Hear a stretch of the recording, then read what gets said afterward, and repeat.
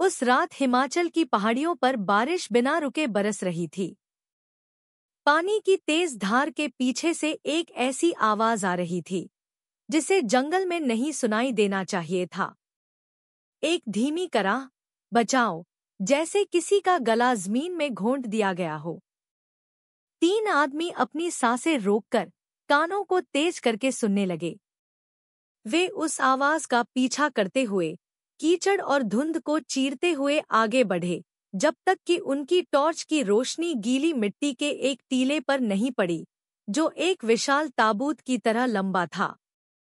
बारिश उसकी सतह को धो रही थी, लेकिन उसके अंदर के खौफ को नहीं छिपा पा रही थी। वहां फटे हुए स्लेटी रंग के कपड़े का एक टुकड़ा और उलझे हुए काले बालों का एक गुच्छा मिट्टी से बाहर झांक रहा था, जिससे पानी और सूखा हुआ खून टपक रहा था। एक तेज बदबू फैली, किसी जानवर के शव की नहीं, बल्कि इंसानी मांस की, जिसे जल्दबाजी में दफना दिया गया था। उसी पल वे समझ गए, यह कोई हादसा नहीं था, यह एक गुप्त कब्र थी। और उसके नीचे जो कुछ छिपा था, वह पूरे गांव को हिलाकर रख देने वाला था। बारिश जमीन पर भारी और बेरहमी से पड़ती रही। धर्मशाला की ढलानों पर उसकी तेज आवाज हर चीज को डुबो रही थी, सिवाय एक धीमी चीख के जो बूंदों के बीच से निकल रही थी। वह आवाज हवा से नहीं आ रही थी, नहीं टूटे हुए पेड़ से, बल्कि किसी ऐसी चीज से जो जीवित थी या कभी जीवित थी। भगत, वह आदमी जिसने अपनी आधी जिंदगी जंगल में काम करते हुए बिताई थी, के रोंगटे तुरंत खड़े हो गए। आदित्य, जो सिर्फ 22 साल का था, और भी बेचैन हो गया। भगत भाई, हमें ढूंढना होगा। हो सकता है कोई हादसा हुआ हो, उसने अपनी छोटी टॉर्च को पकड़ते हुए कहा। जोगा सिंह, एक अधेड़ उम्र का आदमी जो उनके साथ लकड़ी की झोपड़ी में पनाह लिए हुए था, हिचकिचाता हुआ दिखा। इतनी बारिश में खतरनाक है, भूस्खलन हो सकता है। लेकिन वह आवाज फिर से आई, और भी कमजोर, जैसे कोई आखिरी सांस हो जो बचाए जाने की गुहार लगा रही हो। भगत ने एक लंबी सांस ली। अगर हम चुपचाप बैठे रहे तो किसी की जान जा सकती है। चलो। वे तीनों झोपड़ी से बाहर निकले। बारिश कोड़ों की तरह चेहरे पर पड़ रही थी। कीचड़ भरी जमीन पैरों को जकड़ रही थी। टॉर्च की रोशनी धुंध के बीच कांप रही थी, चीड़ के पेड़ों की जड़ों पर पड़ रही थी जो सोए हुए सांपों की तरह उभरी हुई थी। हवा एक अजीब गंध लेकर आई। सिर्फ गीली मिट्टी की नहीं, एक चुभने वाली बासी गंध थी, जो पहाड़ी के ऊपर पुराने आश्रम से आती बासी अगरबत्ती की खुशबू के साथ मिली हुई थी। वे शांतिवन आश्रम की ओर जाने वाले एक तंग रास्ते से गुजरे। वह इमारत 100 साल से भी ज्यादा पुरानी थी। उसकी पत्थर की दीवारें काई से ढकी थी, छत काली पड़ गई थी, और हिलती हुई घंटियां जीरों की खड़खड़ाहट जैसी लग रही थी। वह जगह कभी शांति के केंद्र के रूप में जानी जाती थी, लेकिन उस रात उसका माहौल बदल गया था। एक डरावनी खामोशी। वह आवाज आश्रम के पीछे से आई थी, भगत ने धीरे से कहा। वे छोटे छोटे स्तूपों वाले बगीचे से घूमकर एक विशाल बरगद के पेड़ के नीचे एक खुले मैदान में पहुंचे। और वहीं उन्होंने उसे देखा। एक लंबा मिट्टी का टीला, जैसे कोई नई कब्र हो जिसे अभी अभी बंद किया गया हो। उसकी लंबाई लगभग 4 मीटर और चौड़ाई 2 मीटर थी। किनारे बेतरतीब थे, जैसे जल्दबाजी में खोदा गया हो। बारिश सतह पर पड़ रही थी, ढीली मिट्टी को कीचड़ में बदल रही थी, लेकिन इंसानी हाथों के निशानों को नहीं मिटा पा रही थी। भगत ने झुककर सूखे पत्तों को हटाया जो जानबूझकर बिखेरे गए लग रहे थे। उसकी खुरदरी उंगलियों ने किसी ठंडी और भारी चीज को छुआ। एक स्लेटी रंग का कपड़ा, फटा हुआ, पानी से चिपचिपा। जब उसने उसे थोड़ा खींचा तो आदित्य ने दबी हुई चीख मारी। मिट्टी के एक दरार से उलझे हुए काले बालों का एक गुच्छा दिखाई दिया जो कीचड़ से चिपका हुआ था। हे भगवान! जोगा सिंह कुछ कदम पीछे हट गया। उसका चेहरा पीला पड़ गया था। आदित्य ने लगभग अपनी टॉर्च गिरा दी थी। उसका शरीर कांप रहा था।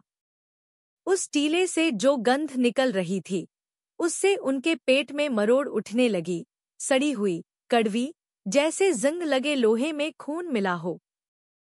भगत ने अपनी सांस रोकी और फिर धीरे से कहा, यह कोई आम कब्र नहीं है। आदित्य ने उसकी ओर मुड़कर देखा, उसकी आंखें फैल गईं। भाई, इसका मतलब किसी को जिंदा दफनाया गया है। कोई जवाब नहीं था। केवल उनके दिलों की धड़कन थी जो बारिश की आवाज से होड़ लगा रही थी। भगत खड़ा हुआ।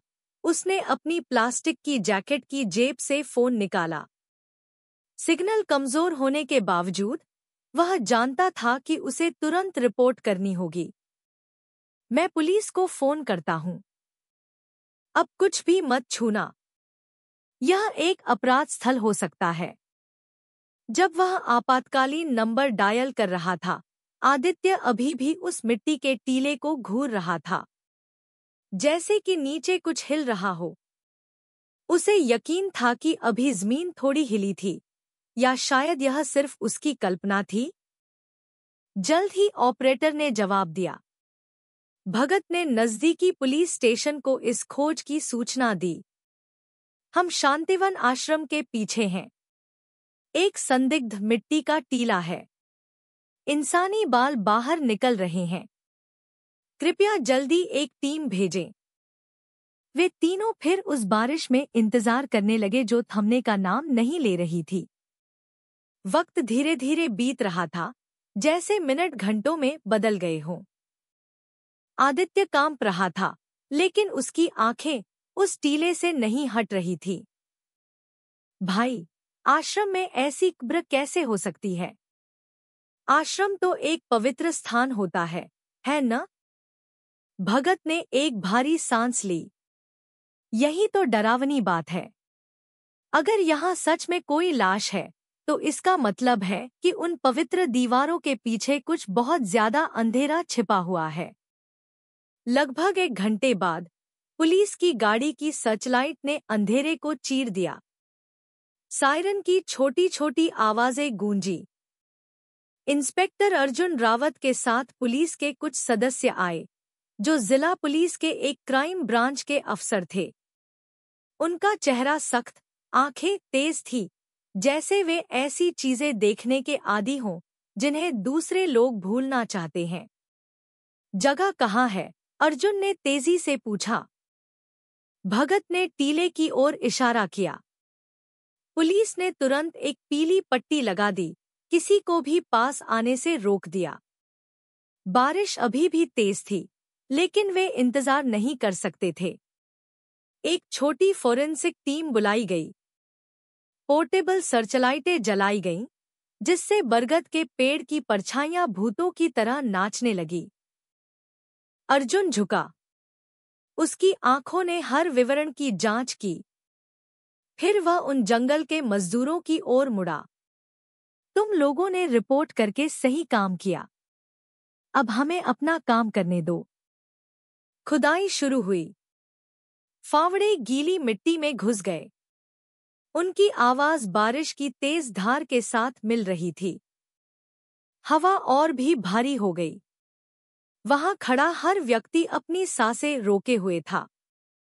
कुछ मिनटों बाद एक अधिकारी का फावड़ा किसी ऐसी चीज से टकराया जो मिट्टी नहीं थी। एक क्रैक की आवाज आई। सब रुक गए। जब मिट्टी हटाई गई तो एक कंकाल दिखाई देने लगा। नाजुक, अभी भी स्लेटी कपड़े के अवशेषों से बंधा हुआ। टॉर्चों ने रोशनी डाली, जिससे एक इंसानी कंकाल का आकार साफ दिखाई दे रहा था, एक सिकुड़ी हुई स्थिति में। आदित्य ने एक छोटी सी चीख मारकर अपना मुंह ढक लिया। जोगा सिंह ने अविश्वास में आंखें फाड़ दी। भगत ने अपनी टोपी कसकर पकड़ ली। उसका चेहरा तनावपूर्ण था। अर्जुन रावत ने उस भयावहता को बिना पलक झपकाए देखा। खोदते रहो। हमें यह जानना होगा कि यहाँ कितने हैं। माहौल जम गया। कोई नहीं बोल रहा था। केवल फावड़े थे जो गीली मिट्टी को खोदते रहे, उस राज को निकालते रहे जो इतने समय से पुरानी जड़ों के नीचे दफन था। और उस रात पहली बार शांतिवन आश्रम शांति का प्रतीक नहीं रहा, बल्कि एक ऐसे खौफ का दरवाजा बन गया जिसका सामना करने के लिए कोई भी तैयार नहीं था। फावड़े लगातार काम करते रहे, उस गीली मिट्टी को खोदते रहे जो सड़े हुए मांस जैसी लग रही थी। बारिश कम होने लगी थी, लेकिन हवा अभी भी नमी और चुभने वाली बासी गंध से भरी हुई थी। मिट्टी की हर परत जो उठाई जाती, जैसे एक पुराना घाव खोल रही हो, और वह घाव फिर से बहने लगा था। धीरे धीरे, हड्डियों को नुकसान मत पहुंचाना, इंस्पेक्टर अर्जुन रावत ने आदेश दिया। उसकी आवाज सख्त लेकिन संयमित थी। फोरेंसिक अधिकारी घुटनों के बल बैठ गए। सर्चलाइटों ने उनके पीले चेहरों को नहला दिया। जल्द ही दूसरा कंकाल सामने आया, फिर तीसरा, फिर चौथा। सब एक जैसे थे। युवा महिलाएं, शरीर सिकुड़े हुए। स्लेटी कपड़े के अवशेष अभी भी नाजुक हड्डियों से चिपके हुए थे। उनमें से कई बंधे हुए लग रहे थे। हाथों की स्थिति अभी भी बंधी हुई थी। कुछ खोपड़ियां टूटी हुई थी। किसी के दांत गायब थे, जैसे किसी सख्त चीज से मारा गया हो। माहौल शांत था। पुलिस का कोई मजाक नहीं, गांव वालों की कोई आवाज नहीं। जो सुनाई दे रहा था वह केवल फावड़ों की आवाज, कीचड़ के छपाके और हर किसी के कानों में बजती दिलों की धड़कन थी। आदित्य, जो थोड़ा दूर खड़ा था, अब और बर्दाश्त नहीं कर सका। उसने जमीन पर उल्टी कर दी। उसका शरीर कांप रहा था। जोगा सिंह ने उसे शांत करने की कोशिश की, लेकिन उसका अपना चेहरा पीला पड़ गया था। हे भगवान! यहाँ कितने लोग दफन हैं? उसने बुदबुदाया। अर्जुन अपनी कमर पर दोनों हाथ रखे खड़ा था, उस टीले को देख रहा था जो और भी चौड़ा होता जा रहा था। खोदते रहो, तब तक मत रुको जब तक हमें सही संख्या का पता न चल जाए। घड़ी में लगभग आधी रात हो रही थी। बारिश पूरी तरह से थम गई थी। उसकी जगह एक पतली धुंध ने ले ली थी जो ढलानों से रेंग रही थी। मौत की गंध और भी तेज हो गई। साथ में एक हल्की अगरबत्ती की खुशबू मिली हुई थी जो पता नहीं कहां से आ रही थी। अंत में, घंटों के बाद, अधिकारियों ने उस गड्ढे से आखिरी हड्डी निकाली। उन्होंने गिना। 17 कंकाल, सभी महिलाएं, उम्र 18 से 30 साल के बीच। अर्जुन ने झुककर अपना चेहरा पोंछा, जो पसीने या बारिश के पानी से गीला था। 17। यह कोई संयोग नहीं है, उसने धीरे से कहा। भगत, जो शुरू से ही देख रहा था, केवल सिर हिला सका। ऐसा लगता है जैसे उन्हें इकट्ठा किया गया था, भाई।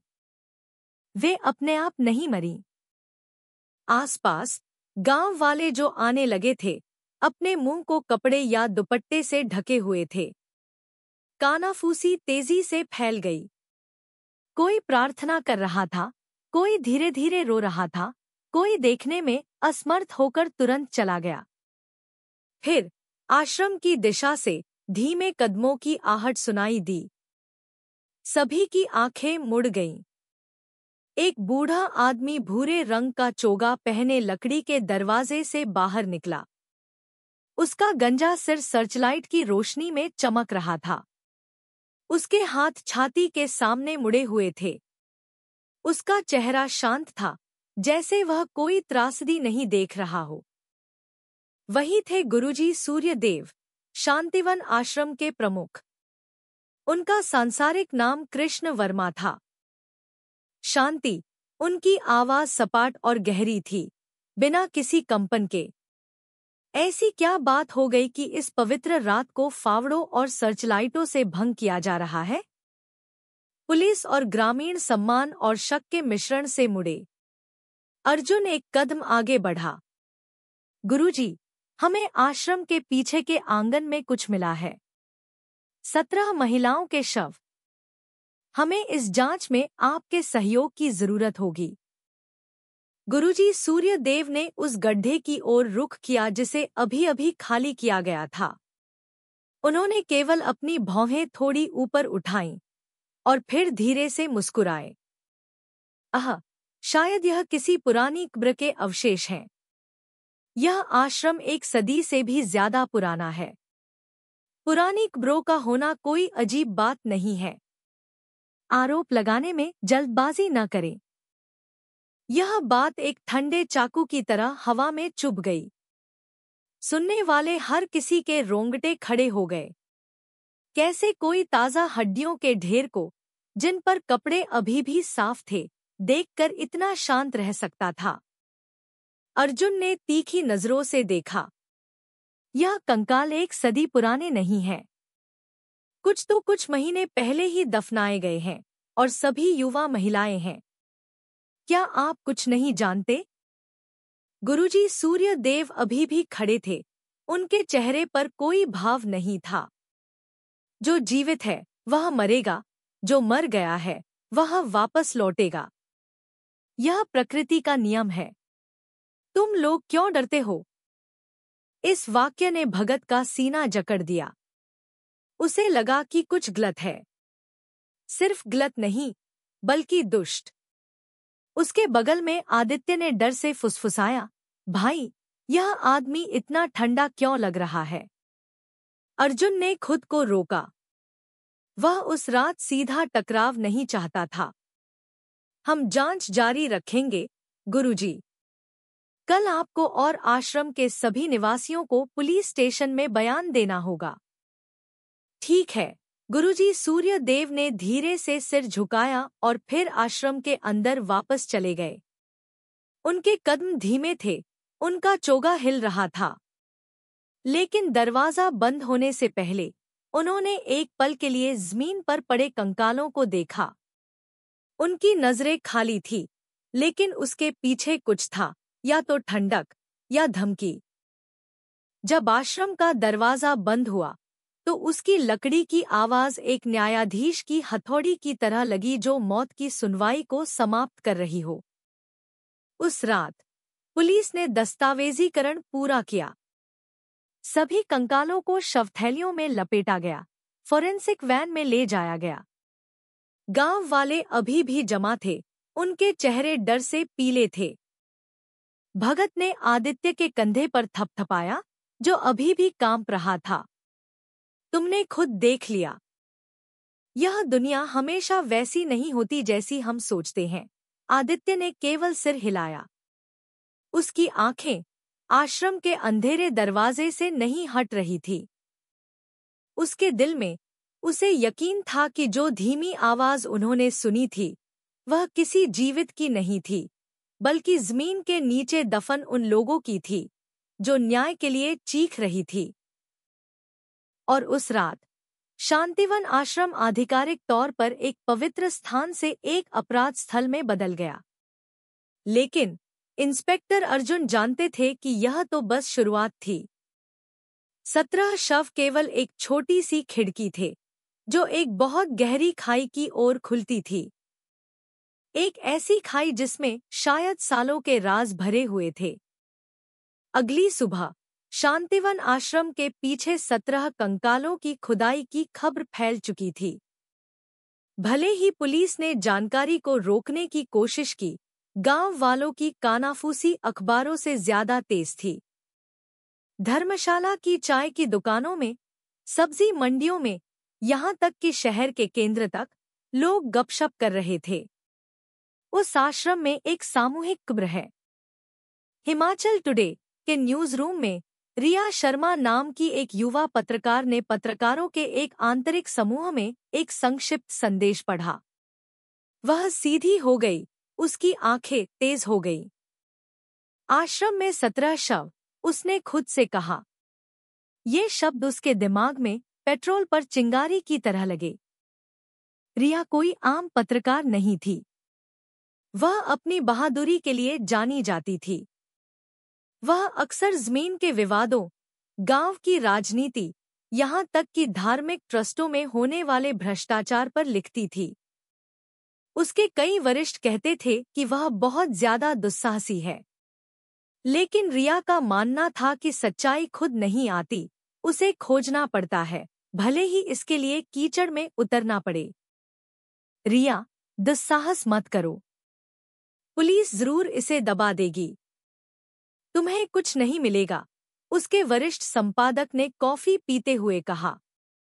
लेकिन यही तो समस्या है, सर। अगर इसे दबा दिया गया तो लोगों का शक और भी बढ़ेगा। हमें यह जानना होगा कि वास्तव में क्या हुआ है, रिया ने दृढ़ता से जवाब दिया। अंत में उसे सीमित अनुमति मिल गई। वह मौके पर जा सकती थी, लेकिन केवल एक पर्यवेक्षक के रूप में। बिना इंतजार किए उसने अपनी मोटर बाइक चालू की और धर्मशाला की ओर घुमावदार सड़कों पर चल पड़ी। धुंध अभी भी छाई हुई थी, हवा में देवदार की खुशबू थी। आश्रम के पास पहुंचकर सड़क को पुलिस की पट्टी से बंद कर दिया गया था। कुछ अधिकारी पहरा दे रहे थे, उनके चेहरे सख्त थे। रिया ने पास जाने की कोशिश की, लेकिन एक अधिकारी ने उसे रोक दिया। माफ कीजिए, मैडम, प्रवेश सीमित है, कृपया पीछे हटें। रिया धीरे से मुस्कुराई। यह उसकी खास शैली थी जब उसे मना किया जाता था। मैं अंदर नहीं जाना चाहती, साहब। बस यह जानना चाहती हूँ कि क्या हुआ है। क्या 17 शव वाली बात सच है? वह पुलिसकर्मी तनाव में आ गया। उसने इधर-उधर देखा और फिर संक्षेप में जवाब दिया, मैं कोई टिप्पणी नहीं कर सकता। लेकिन उसकी चुप्पी ने ही पुष्टि कर दी। रिया ने मन ही मन नोट कर लिया। जानकारी सही थी। चूंकि वह आधिकारिक रास्ते से अंदर नहीं जा सकती थी, वह आश्रम के गेट के पास एक छोटी सी चाय की दुकान पर मुड़ गई। वहां कुछ गांव वाले जमा होकर कानाफूसी कर रहे थे। रिया ने एक कप गर्म चाय खरीदी, बैठ गई और सुनने का नाटक करने लगी। मैंने कल रात उसकी आवाज सुनी थी। मदद के लिए एक चीख, एक बूढ़े आदमी ने कहा। वह किसी जिंदा की आवाज नहीं थी, भाई। वह आत्मा की आवाज थी, दूसरे ने जवाब दिया, जिससे बाकी लोग कांप गए। और कहते हैं कि जो दफनाई गई हैं, वे सब आश्रम की युवा साध्वियां थी। रिया ने अपने कान तेज कर लिए। युवा साध्वियां, यह एक ऐसा विवरण था जो अभी तक खबरों में नहीं आया था।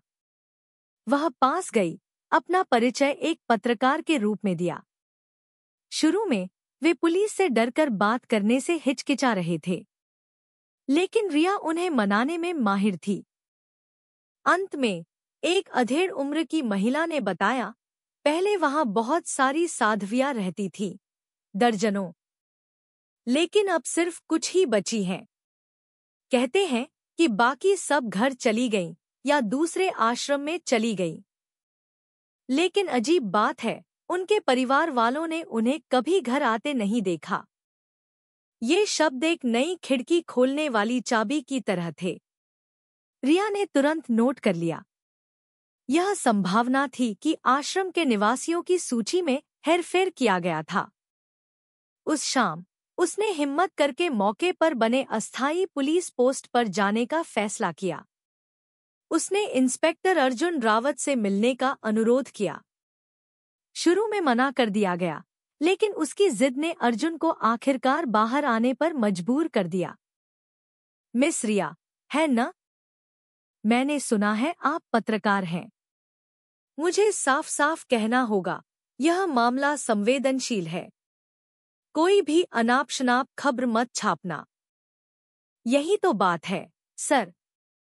अगर मीडिया चुप रहेगा तो अफवाहें और भी फैल सकती हैं। कम से कम मुझे यह पुष्टि कर दीजिए कि क्या सभी पीड़ित युवा महिलाएं हैं। अर्जुन ने उसे तीखी नजरों से देखा, उसे आंकने की कोशिश की। अंत में उसने संक्षेप में कहा, हाँ, यह सच है। लेकिन और ज्यादा विवरण हम अभी नहीं दे सकते। यह रिया के लिए काफी था। वह जानती थी कि वह सही रास्ते पर है। उस रात धर्मशाला के एक साधारण से गेस्ट हाउस में रिया ने अपना लैपटॉप खोला और अपने संपर्कों के माध्यम से खोजबीन शुरू की। उसे पिछले 7 वर्षों में शांतिवन आश्रम में पंजीकृत साध्वियों की एक सूची की प्रति मिल गई। कुल 24 नाम थे। लेकिन जब उसने इसे गांव वालों के अवलोकन और ज़मीनी जानकारी से मिलाया तो अब केवल 6 ही आश्रम में दिखाई देती थी। इसका मतलब था कि 18 लोग गायब थे। उसने और भी गहराई से जांच की। कुछ नामों के आगे नोट्स थे, परिवार के पास लौट गई, दूसरे आश्रम में चली गई, बीमार होकर चली गई। यहाँ तक कि 2 को पढ़ाई के लिए विदेश गई के रूप में लिखा गया था। कागज पर सब कुछ तर्कसंगत लग रहा था। लेकिन एक नाम था जिसने उसे चौंका दिया, माया देवी, उम्र 18। नोट में लिखा था, 3 महीने पहले परिवार के पास लौट गई। रिया ने तुरंत उसके परिवार का पता खोजा, जो पास के एक छोटे से गांव में था। अगले दिन वह वहां गई। जो घर उसे मिला वह सिर्फ एक साधारण सी झोपड़ी थी। एक दुबली-पतली महिला ने उसका स्वागत किया। उसका चेहरा झुर्रियों से भरा था, आंखें लाल थी जैसे सालों से रो रही हो। जैसे ही रिया ने माया का नाम लिया, वह महिला सिसकने लगी। मेरी बेटी घर नहीं लौटी, मैडम। 3 महीने पहले मैंने गुरुजी से पूछा।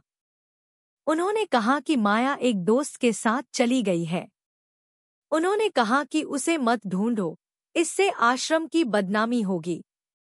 लेकिन अब तक कोई खबर नहीं है। रिया चुप हो गई।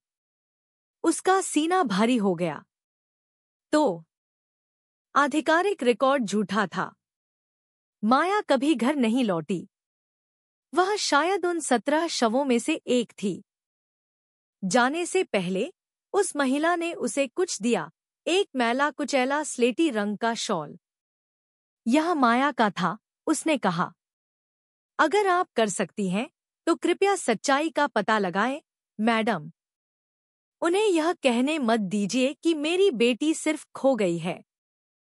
रिया ने उस शॉल को कसकर पकड़ लिया। उसका संकल्प और भी मजबूत हो गया।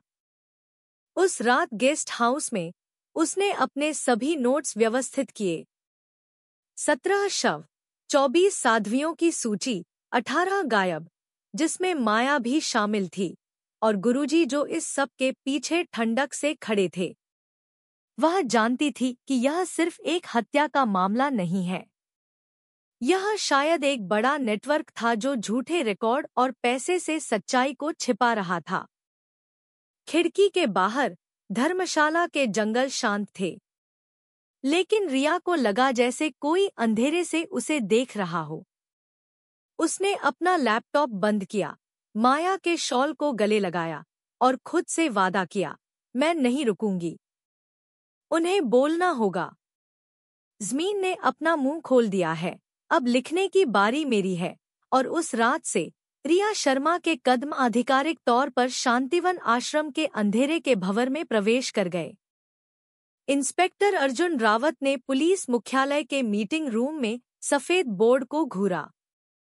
वहां खुदाई की तस्वीरें लगी थीं, 17 शवथैलियां पंक्तिबद्ध, 18 गायब लाल घेरे में, और शांतिवन आश्रम का एक नक्शा।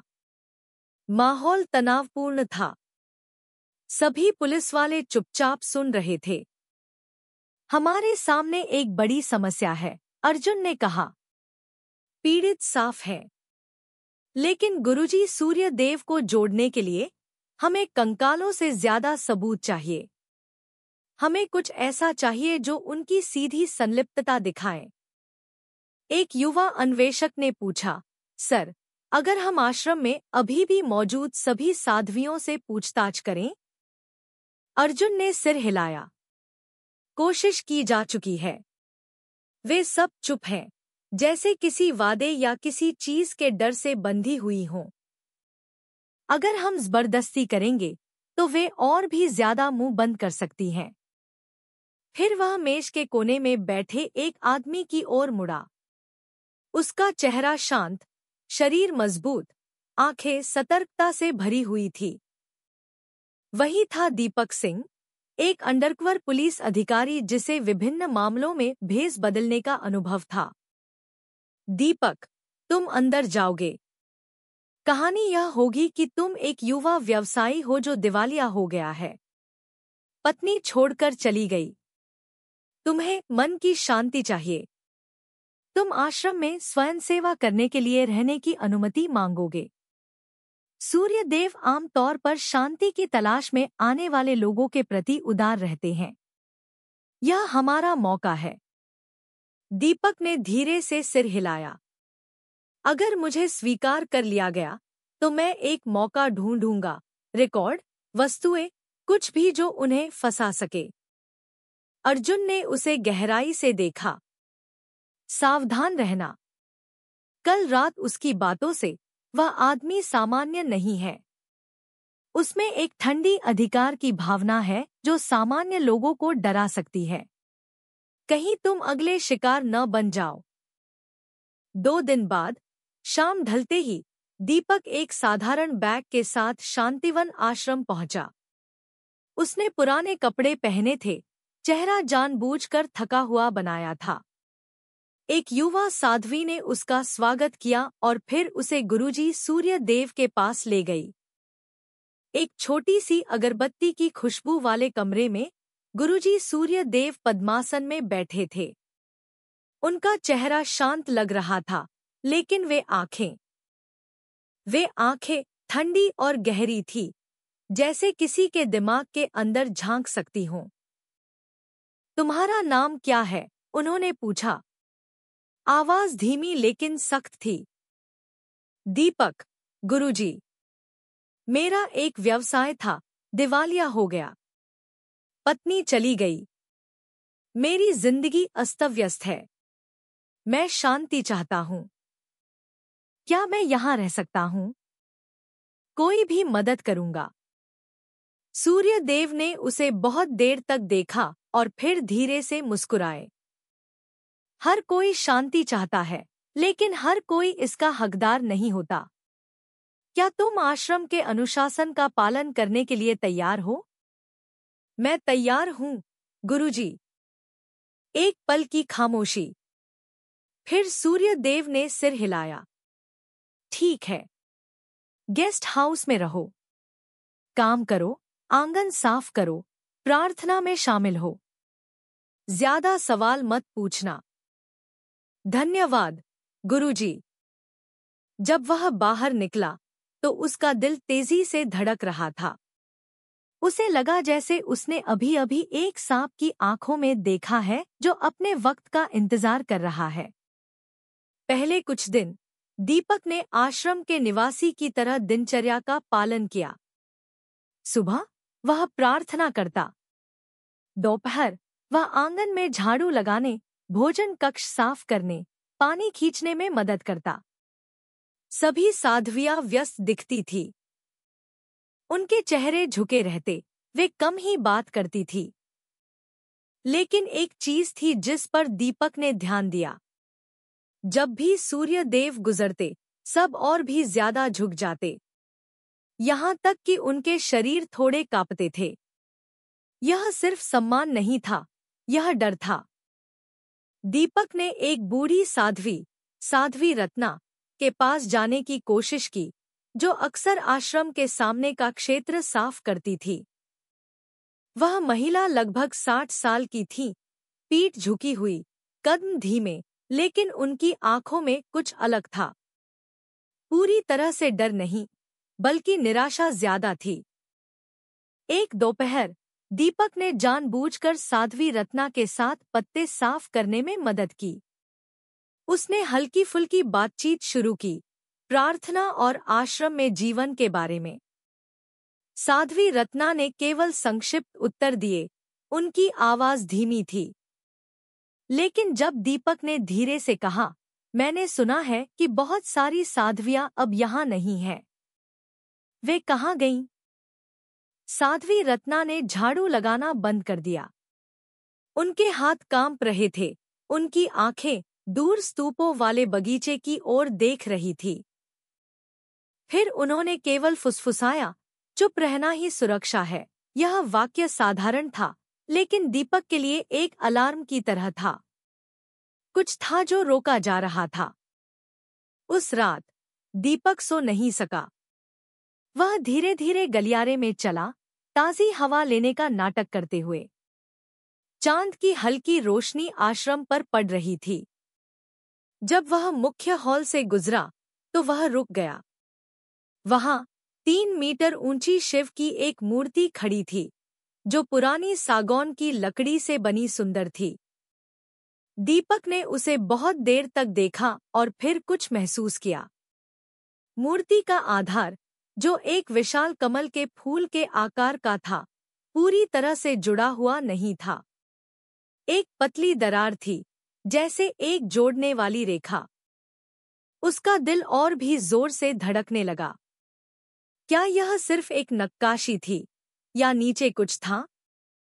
जांच करने से पहले कदमों की आहट पास आई। दीपक जल्दी से झुक गया, प्रार्थना करने का नाटक करने लगा। सफेद कपड़ों में 2 आदमी, जो साधु नहीं थे, सख्त चेहरों के साथ गुजरे। वे पुजारी नहीं थे, बल्कि गार्ड जैसे ज्यादा लग रहे थे। उनकी नजरें शक से भरी थी। उनके जाने के बाद दीपक कमरे में लौट आया। उसका दिमाग घूम रहा था। मूर्ति के आधार पर वह दरार किसी छिपाई हुई चीज का दरवाजा हो सकती थी। और वे 2 आदमी साफ तौर पर सामान्य लोग नहीं थे। वे सूर्य देव के दाहिने हाथ जैसे लग रहे थे। इस बीच शहर में रिया शर्मा भी आगे बढ़ रही थी। उसने गायब हुए नामों का पता लगाया, एक एक करके परिवारों से मिली। एक पैटर्न सामने आने लगा। सभी गायब हुई साध्वियां गरीब या समस्याग्रस्त परिवारों से थी। कुछ अनाथ थी, कुछ हिंसा के कारण घर से भागी थी। वे सब बिना किसी संरक्षक, बिना किसी आवाज वाले लोग थे अगर वे गायब हो जाए। एक घर में एक अधेड़ उम्र के पिता ने सेवा कल्याण ट्रस्ट नामक एक ट्रस्ट से दान की एक रसीद दिखाई। मेरी बेटी के गायब होने के बाद यह ट्रस्ट अचानक पैसे देने आया, कहा कि यह दान है। लेकिन उसके बाद से मुझे अपनी बेटी के बारे में बात करने से मना कर दिया गया। रिया को तुरंत याद आया। उसने उस ट्रस्ट का नाम सुना था। वह ट्रस्ट जो कथित तौर पर आश्रम के नवीनीकरण और निवासियों की मदद के लिए दान का प्रबंधन करता था। लेकिन अब यह साफ था, वह पैसा पीड़ित परिवारों को चुप कराने के लिए इस्तेमाल किया गया था। उसने तनावपूर्ण चेहरे के साथ नोट किया, सेवा कल्याण ट्रस्ट। इसके पीछे कौन है? धर्मशाला में दीपक अभी भी एक मौके का इंतजार कर रहा था। हर दिन वह आश्रम में एक अजीब दबाव महसूस कर रहा था। खामोश माहौल, साध्वियों की खाली आंखें और सूर्य देव का और भी डरावना होता आभामंडल। एक शाम जब वह आंगन में झाड़ू लगा रहा था, साध्वी रत्ना पास आईं। वह झुकी, पत्तों के बारे में बात करने का नाटक किया, लेकिन उनके होंठ कांप रहे थे। कुछ ऐसा फुसफुसा रहे थे जिससे दीपक का खून जम गया। अगर तुम सच्चाई जानना चाहते हो तो शिव के चरणों के नीचे देखो, लेकिन अकेले मत जाना, वह मौत की जगह है। दीपक मुड़ा, लेकिन साध्वी रत्ना जा चुकी थी। उनका चेहरा फिर से खाली हो गया था। और उस रात, जब आश्रम रात की प्रार्थना में डूब गया, दीपक ने दूर से शिव की मूर्ति को देखा। उस मूर्ति के चरणों के नीचे शायद एक काला राज था जो सब कुछ उजागर कर सकता था या उसे जिंदा निगल सकता था। उस रात पहाड़ी हवा की सरसराहट में कीड़ों की एकरस आवाज थी। शांतिवन आश्रम खामोशी में डूब चुका था। केवल पुरानी लकड़ी की चरमराती आवाज कभी-कभी सुनाई देती, जैसे एक सदी पुरानी इमारत की सांसें। दीपक सिंह अपने कमरे में बैठा, दरवाजे की दरार से देख रहा था। सभी निवासी सो चुके लग रहे थे, लेकिन वह जानता था कि गुरुजी सूर्य देव की आंखें कहीं से भी देख सकती थी। उसने आधी रात के बाद तक इंतजार किया, जब धुंध और भी घनी हो गई और आखिरी रात की प्रार्थना की आवाज बंद हो गई। फिर हल्के कदमों से वह आश्रम के मुख्य हॉल की ओर बढ़ा। शिव की मूर्ति वहां शान से खड़ी थी। खिड़की से आती चांदनी में हल्की हल्की चमक रही थी। उसका आधार सागौन की लकड़ी से बना एक विशाल कमल का फूल था, जिस पर महीन नक्काशी थी। लेकिन दीपक जानता था कि कुछ असामान्य है। वह झुका और भी करीब से जांच की। उसकी उंगलियों ने मूर्ति के आधार पर एक पतली रेखा को महसूस किया। हाँ, एक दरार थी, लगभग अदृश्य। सावधानी से उसने अपने पास हमेशा रखे रहने वाले एक छोटे चाकू की नोक डाली। थोड़ा सा दबाव। क्लिक। एक लकड़ी का पैनल धीरे धीरे, लगभग बिना आवाज के खिसक गया। दीपक ने अपनी सांस रोकी। एक खाली जगह खुली, जिसमें एक तंग लकड़ी की सीढ़ी नीचे अंधेरे में जा रही थी। नीचे से नमी और बासी गंध वाली हवा निकली, जिससे उसके पेट में मरोड़ उठने लगी। उसने अपनी मिनी टॉर्च जलाई। सफेद रोशनी ने अंधेरे को चीर दिया, एक खड़ी सीढ़ी को दिखाया जो एक तहखाने की ओर जाती थी। वह धीरे धीरे नीचे उतरा, यह सुनिश्चित करते हुए कि कोई तेज चरमराती आवाज न हो। वह कमरा छोटा था, लगभग 10 वर्ग मीटर, लेकिन ऐसी चीजों से भरा हुआ था जिनसे रोंगटे खड़े हो जाते। बाईं ओर लकड़ी के संदूकों की एक पंक्ति थी। दीपक ने एक खोला। उसके अंदर पुरानी डायरियां थीं, जिनमें से कुछ में हाथ से लिखा हुआ था। उसने तेजी से पढ़ा। आज गुरुजी ने कहा कि मैं अशुद्ध हूं। मुझे एक अनुष्ठान से शुद्ध किया जाना है। मुझे डर लग रहा है। साध्वी सरिता पिछले हफ्ते गायब हो गई। किसी में भी पूछने की हिम्मत नहीं है। दीपक ने थूक निगला।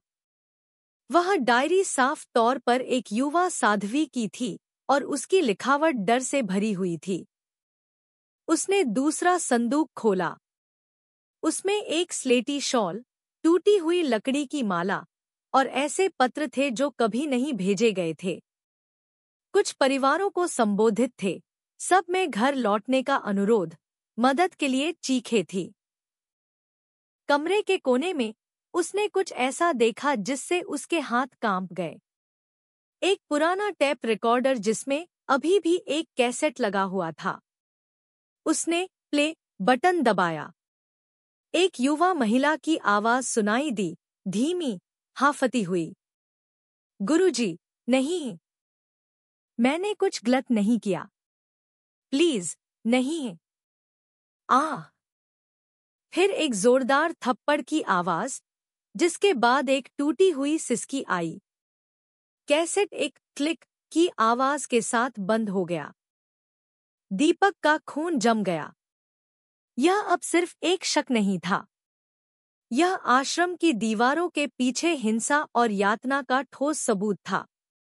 उसने जल्दी से कैसेट की सामग्री को फोन में कॉपी किया, डायरी के पन्नों की तस्वीरें लीं और फिर उन्हें वैसे ही वापस रख दिया। लेकिन वापस ऊपर चढ़ने से पहले उसकी आंखें तहखाने की पत्थर की दीवार पर एक अजीब नक्काशी पर पड़ी।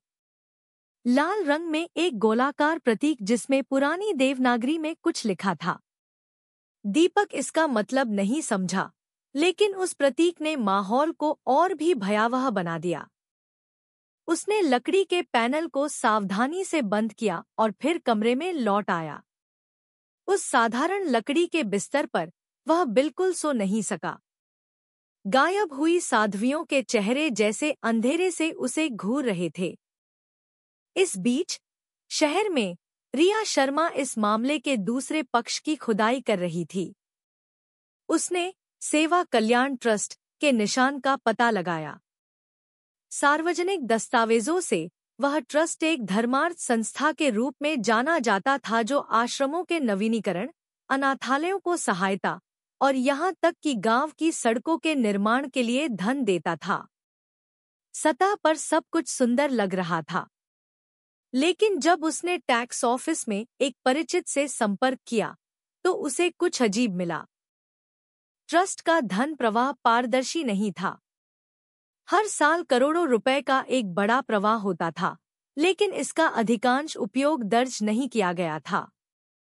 और भी संदिग्ध बात यह थी कि गायब हुई साध्वियों के कई परिवारों ने अपने बच्चे के गायब होने के बाद उस ट्रस्ट से सहायता प्राप्त करने की बात स्वीकार की थी। रकम अलग अलग थी, किसी को 5 लाख, किसी को 10 लाख। लेकिन शर्त एक ही थी, अपने बच्चे के बारे में फिर से मत पूछना। यह दान नहीं है, रिया ने अपने लैपटॉप पर ट्रांसफर की तालिका को घूरते हुए बुदबुदाया। यह मुंह बंद करने का पैसा है। उसने एक प्रारंभिक खोजी लेख लिखा लेकिन अभी प्रकाशित नहीं किया।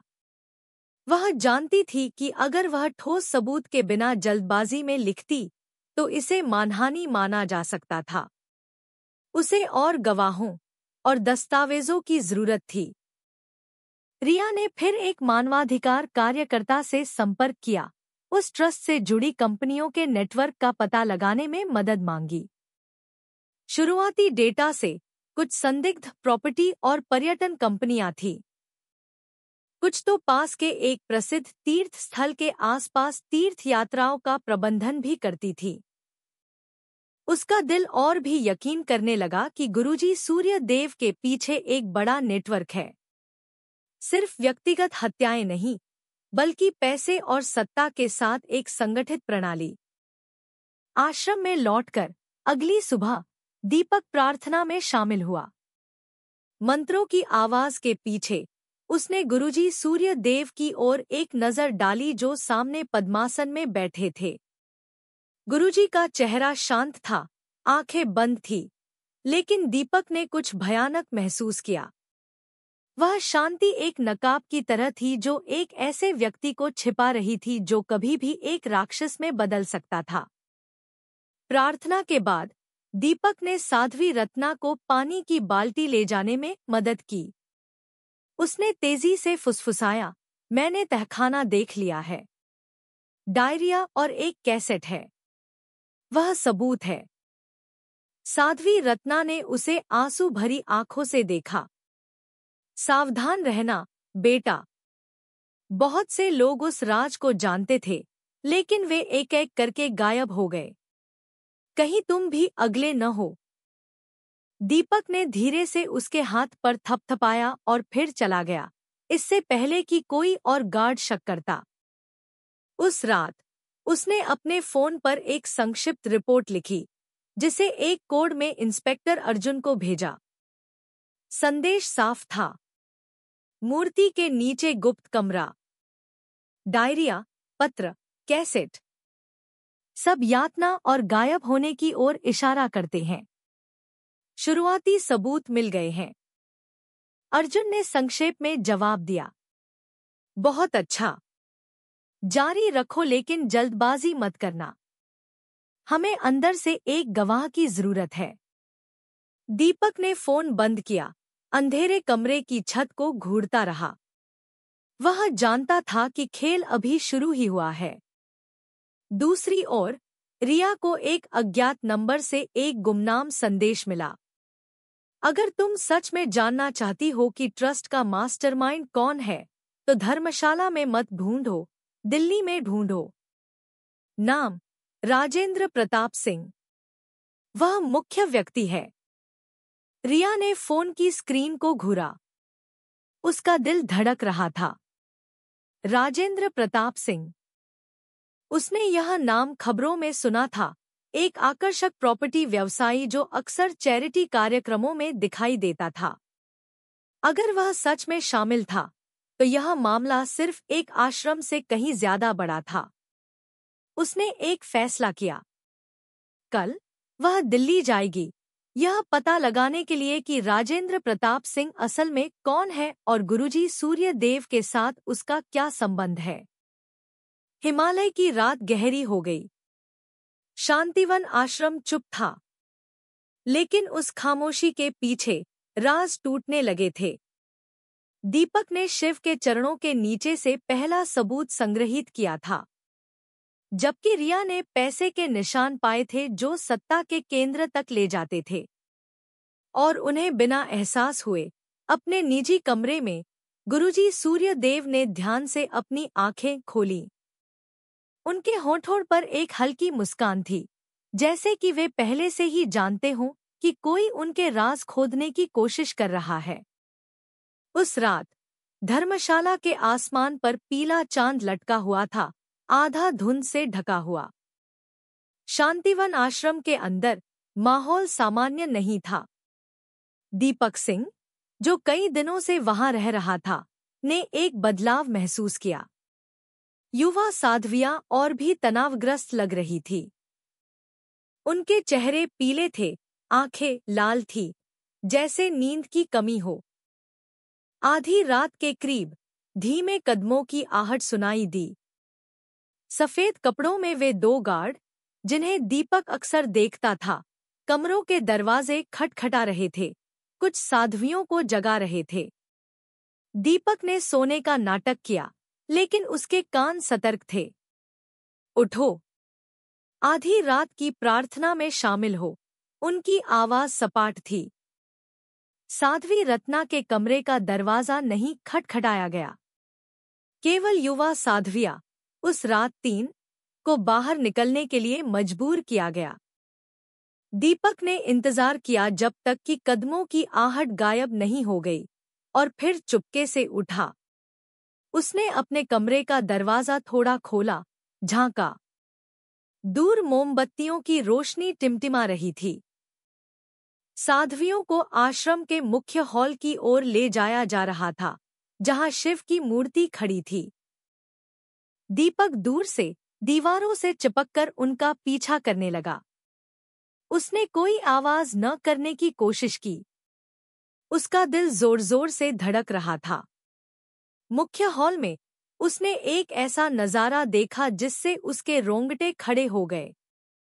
गुरुजी सूर्यदेव मूर्ति के सामने पद्मासन में बैठे थे।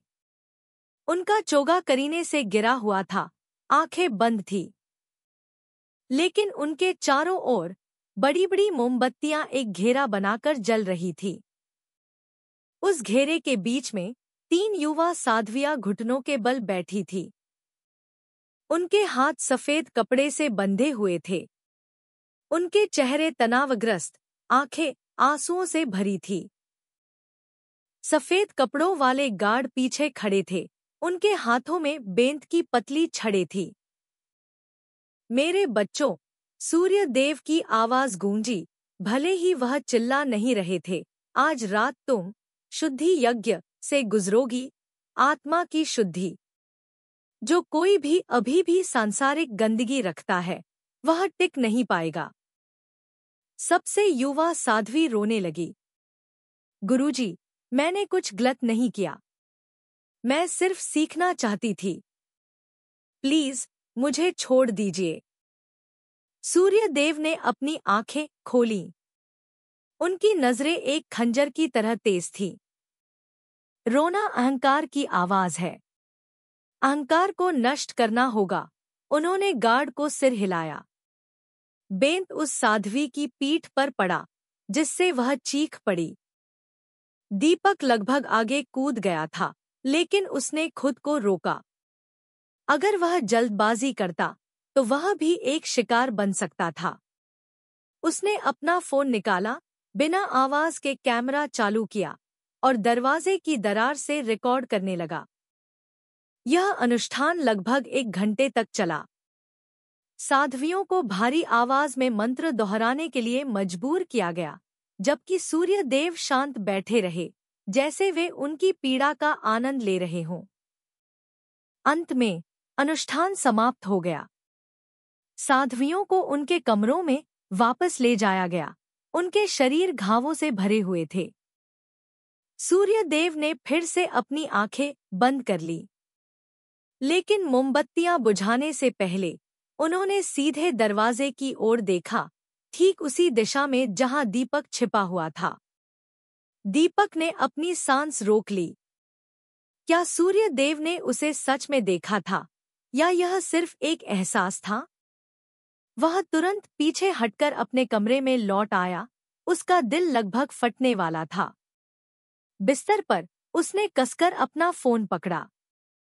वह रिकॉर्डिंग एक महत्वपूर्ण सबूत बन सकती थी, लेकिन साथ ही उसे एहसास हुआ कि उसकी जान पहले से कहीं ज्यादा खतरे में है। इस बीच दिल्ली में रिया शर्मा एक आधुनिक कैफे में घुसी। उसकी एक गुमनाम मुखबिर से मुलाकात तय थी, जिसने राजेंद्र प्रताप सिंह के लिए काम करने का दावा किया था। वह आकर्षक प्रॉपर्टी व्यवसायी और सेवा कल्याण ट्रस्ट का मुख्य दानदाता। एक मैली शर्ट पहने एक युवा आदमी पास आया, उसके सामने बैठ गया। उसकी आंखें बेचैन थी। मिस रिया, मैं पहले राजेंद्र साहब की एक कंपनी में अकाउंट्स स्टाफ था। आने के लिए धन्यवाद, रिया ने धीरे से कहा। मुझे यह जानना है कि उस कंपनी का ट्रस्ट से क्या संबंध है। उस आदमी ने थूक निगला। वह ट्रस्ट एक नकाब है। विभिन्न स्रोतों से पैसा, दान, पर्यटन, यहाँ तक कि अवैध कारोबार ट्रस्ट के माध्यम से आता है और फिर प्रॉपर्टी परियोजनाओं के माध्यम से धोया जाता है। कुछ हिस्सा लोगों को चुप कराने के लिए भुगतान किया जाता है। गायब हुई साध्वियों के परिवारों सहित? उस आदमी ने सिर हिलाया। मैंने ट्रांसफर की सूची देखी है। एक विशेष नोट था, परिवार मुआवजा। रिया को मतली महसूस हुई, लेकिन इससे पहले कि वह और कुछ पूछ पाती, वह आदमी तनाव में आ गया। उसकी आंखें कैफे के दरवाजे की ओर देखने लगी। मुझे जाना होगा। वे मेरा पीछा कर सकते हैं। वह तेजी से खड़ा हुआ, रिया को अकेला छोड़कर। रिया मुड़ी और उसका दिल जोर जोर से धड़कने लगा। एक काले सूट में एक बड़े शरीर वाला आदमी अभी अभी अंदर आया था। उसकी आंखें कमरे में घूम रही थी।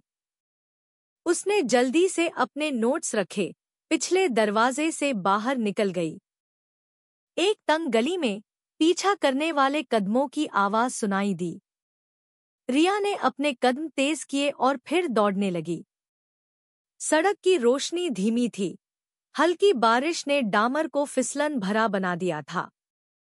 एक दुकान की खिड़की के शीशे के पीछे से उसने उस बड़े शरीर वाले आदमी की परछाई देखी जो अभी भी उसका पीछा कर रहा था। वह सड़क पार करके दौड़ी, एक छोटी सी गली में घुस गई। उसकी सांसें उखड़ रही थी, लेकिन उसका संकल्प दृढ़ था। वह रुक नहीं सकती थी। उसके बैग में महत्वपूर्ण नोट्स थे, कंपनी के नाम, धन का प्रवाह, जो एक बड़े घोटाले को उजागर कर सकता था। अंत में कुछ मिनटों के बाद वह घने ट्रैफिक के बीच गायब होने में सफल रही। उसने एक ऑनलाइन टैक्सी ली, हाफती हुई बैठी, हाथ कांप रहे थे। उसका फोन वाइब्रेट हुआ। एक अज्ञात नंबर से एक संदेश आया। रुक जाओ, रिया। यह तुम्हारा मामला नहीं है। अगर तुम खोदती रही, तो तुम अगली शिकार बन जाओगी।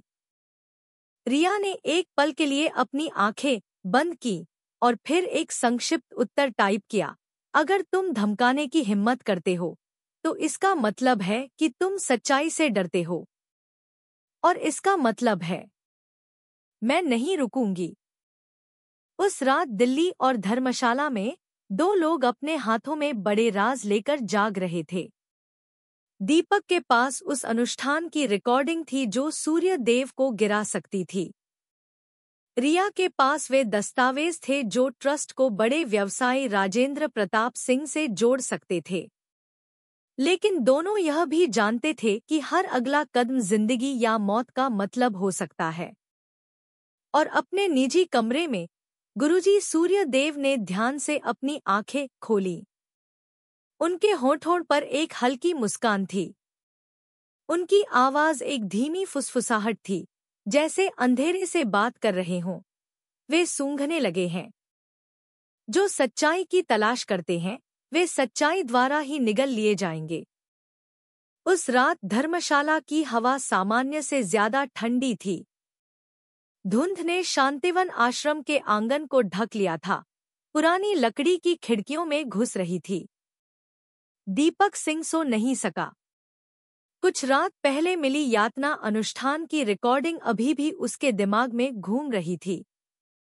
कोड़े की आवाज, साध्वी की चीख और गुरुजी सूर्यदेव की ठंडी नजरें जैसे उसकी आंखों में बस गई थी।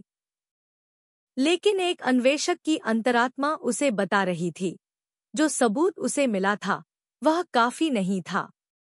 इस आश्रम के नीचे कुछ और भी बड़ा छिपा हुआ था। उस रात उसने शिव की मूर्ति के नीचे के उस तहखाने में फिर से जाने का फैसला किया। सावधानी भरे कदमों से उसने पहले की तरह लकड़ी का पैनल खोला, अपनी मिनी टॉर्च जलाई और नीचे उतर गया। वह छोटा कमरा वैसा ही था, लकड़ी के संदूक, डायरिया, पत्र, कैसेट। लेकिन इस बार दीपक और भी ज्यादा चौकस था। उसने पत्थर की दीवारों को छुआ, कुछ अजीब ढूंढने की कोशिश की। उसके बाएं हाथ ने दीवार के एक ऐसे हिस्से को छुआ जो खोखला महसूस हुआ। उसने धीरे से खटखटाया। ठक ठक। आवाज अलग थी, ज्यादा खाली। यहाँ जरूर कोई दरवाजा है, उसने फुसफुसाया। उसने कोने में एक पत्थर दबाया और थोड़ी सी ताकत के साथ वह दीवार हिल गई। एक दरार खुली, जिसमें एक और तंग गलियारा और भी गहराई में जाता हुआ दिखाई दिया। वहां की हवा बहुत ज्यादा ठंडी थी, जिसमें जंग लगे लोहे और खून की गंध मिली हुई थी। दीपक ने अपनी टॉर्च और तेज की और फिर अंदर चला गया। गलियारा एक बड़े कमरे में समाप्त हुआ। उसकी दीवारें नम थी, फ्रेश मिट्टी का था। कमरे के बीच में एक पत्थर की मेज थी, जिस पर गहरे लाल रंग के धब्बे थे जो अब काले पड़ गए थे। कमरे के एक तरफ जंग लगी लोहे की जंजीरें लटकी हुई थी और कोने में 2 इंसानी कंकाल अभी भी लोहे की बेड़ियों से दीवार से बंधे हुए थे। दीपक ने जांच की। एक कंकाल ने अभी भी भूरा चोगा पहन रखा था, शायद कोई साधु। दूसरा साफ तौर पर एक महिला का था, स्लेटी कपड़ा अभी भी उसकी हड्डियों से चिपका हुआ था। उसने तेजी से तस्वीरें ली। उसका पेट बेचैन हो गया। फिर उसकी आंखें कोने में एक लकड़ी की अलमारी पर पड़ी। वह अलमारी आधुनिक कैसेटों और कुछ किताबों से भरी हुई थी। उसने एक निकाली, एक चमड़े के कवर वाली किताब। उसके सामने संस्कृत और पुरानी देवनागरी का मिश्रण लिखा था, तत्व तीर्थ, शुद्धि की पुस्तक। उसने पहला पन्ना खोला, हाथ से लिखे गए अनुवाद को पढ़ा। अशुद्ध आत्मा को दर्द के माध्यम से शुद्ध किया जाना चाहिए।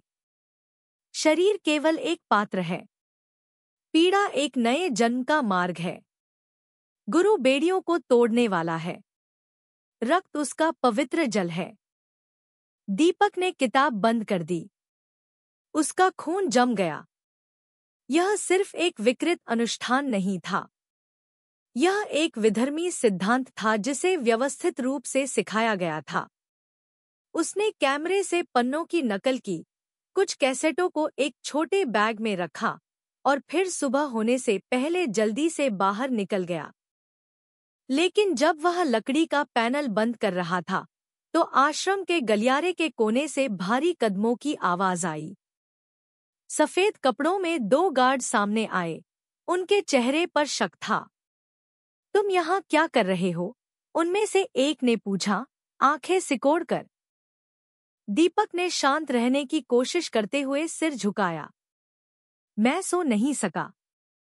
मैं मुख्य हॉल में प्रार्थना कर रहा था। उस गार्ड ने बहुत देर तक घूरा और फिर सिर्फ एक होकार भरी, रात में मत घूमा करो, गुरुजी को पसंद नहीं है। दीपक ने तेजी से सिर हिलाया और फिर अपने कमरे की ओर चला गया।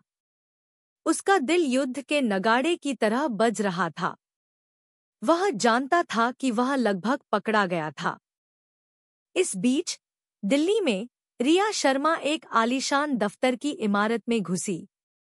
उसे एक वरिष्ठ राजनीतिक सलाहकार फारूक अहमद के साथ एक साक्षात्कार का समय मिल गया था, जिनके बारे में कहा जाता था कि वे सेवा कल्याण ट्रस्ट के बारे में बहुत कुछ जानते हैं। किताबों से भरे उनके कमरे में फारूक ने एक हल्की मुस्कान के साथ स्वागत किया। मिस रिया, आप वही दुस्साहसी पत्रकार हैं, है न? मैंने सुना है आप उस ट्रस्ट के मामले की खुदाई कर रही हैं। यह खतरनाक है। मुझे धमकियों की आदत है, सर। मुझे जो जानना है वह यह है कि इस ट्रस्ट को असल में कौन बचा रहा है।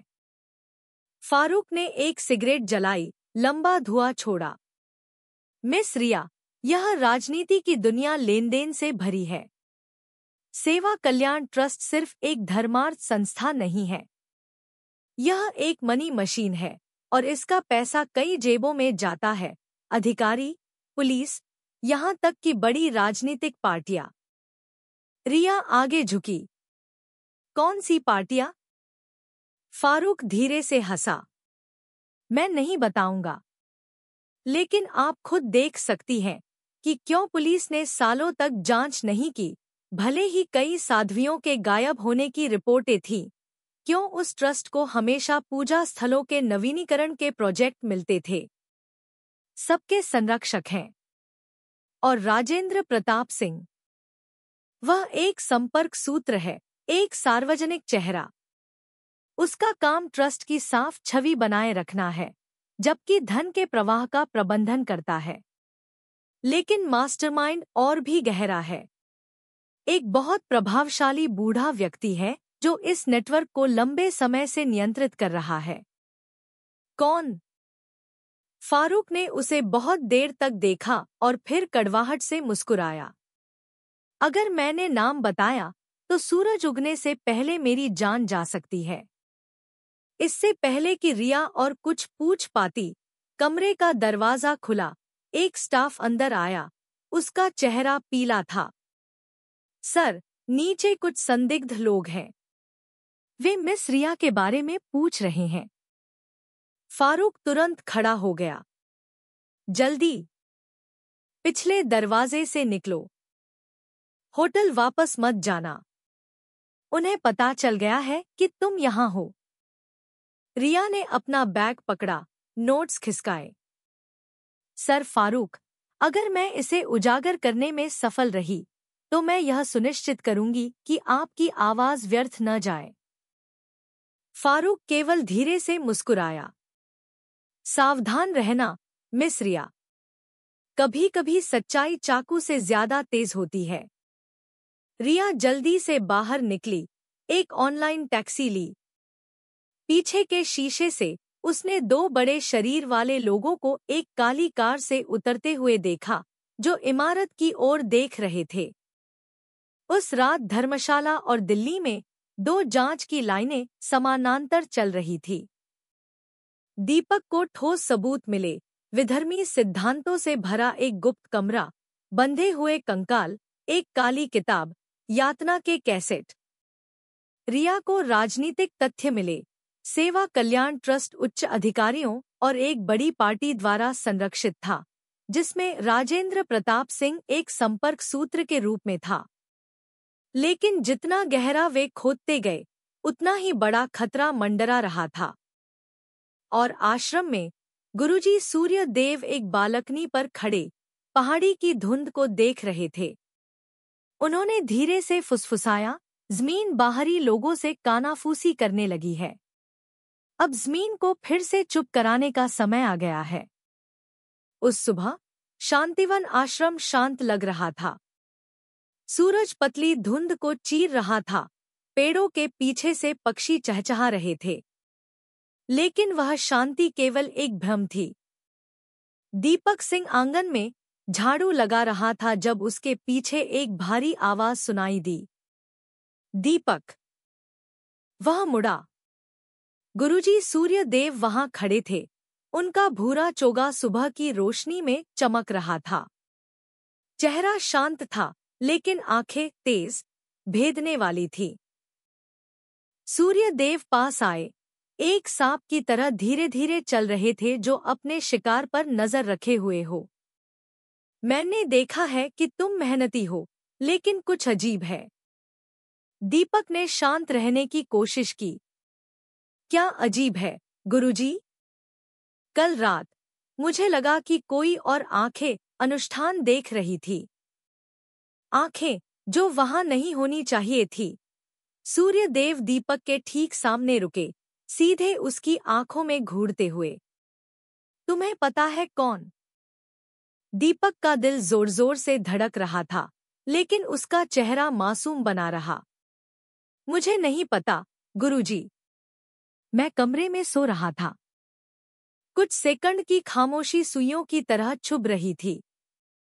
फिर सूर्यदेव धीरे से मुस्कुराए, दीपक के कंधे पर थपथपाया। ठीक है, शायद यह सिर्फ मेरा एहसास था। लेकिन याद रखना, इस आश्रम में दीवारों के भी कान होते हैं। रात में यूं ही मत घूमा करो। जी, गुरुजी। सूर्यदेव मुड़े और धीरे धीरे चले गए। लेकिन दीपक जानता था कि वह अब एक पतली धार पर था। एक गलत कदम और उसका भेस खुल सकता था। उस शाम उसने फिर से साध्वी रत्ना को पीछे के आंगन को साफ करने में मदद की। साध्वी रत्ना ने उसे चिंता से देखा। गुरुजी को शक हो गया है, उसने धीरे से फुसफुसाया। अगर तुम यहाँ रहे तो तुम मुश्किल में पड़ सकते हो। मुझे यहीं रहना होगा, साध्वी जी। मुझे सबूत इकट्ठा करने हैं। साध्वी रत्ना ने सिर झुकाया और फिर एक पल के लिए दीपक का हाथ पकड़ा। तो फिर सावधान रहना। सूर्यदेव किसी को भी रास्ते से हटाने में नहीं हिचकिचाते जो उन्हें परेशान करता है। दीपक ने सिर हिलाया। उसे एहसास हुआ कि उसके पास ज्यादा समय नहीं है। इस बीच दिल्ली में रिया शर्मा एक साधारण कॉफी शॉप में बैठी थी। वह किसी ऐसे व्यक्ति का इंतजार कर रही थी जिसने उसे एक गुमनाम संदेश के माध्यम से संपर्क किया था। मैं जानता हूं कि असली मास्टरमाइंड कौन है। शाम को मुझसे मिलो। घड़ी में 5 बजने में 5 मिनट थे। एक अधेड़ उम्र की महिला अंदर आई। उसका चेहरा मास्क से ढका हुआ था। उसने काले चश्मे पहने हुए थे। वह रिया के सामने बैठी और फिर अपना मास्क थोड़ा नीचे किया। मैं मीरा हूँ, राजेंद्र प्रताप सिंह की पूर्व निजी सचिव, उसने फुसफुसाया। रिया की आंखें तेज हो गईं। तो यह सच है, आप उस ट्रस्ट के बारे में जानती हैं? मीरा ने तेजी से सिर हिलाया। मैंने वित्तीय रिपोर्ट तैयार करने में मदद की है। मुझे पता है कि पैसा कहाँ जाता है। राजेंद्र सिर्फ एक कठपुतली है। जो व्यक्ति वास्तव में इस सब को नियंत्रित करता है, वह एक वरिष्ठ राजनेता है। उसका नाम कभी सार्वजनिक रूप से सामने नहीं आता, लेकिन सभी फैसले उसी से आते हैं। वह कौन है? मीरा ने एक छोटा सा बैग खोला, एक भूरा लिफाफा सौंपा।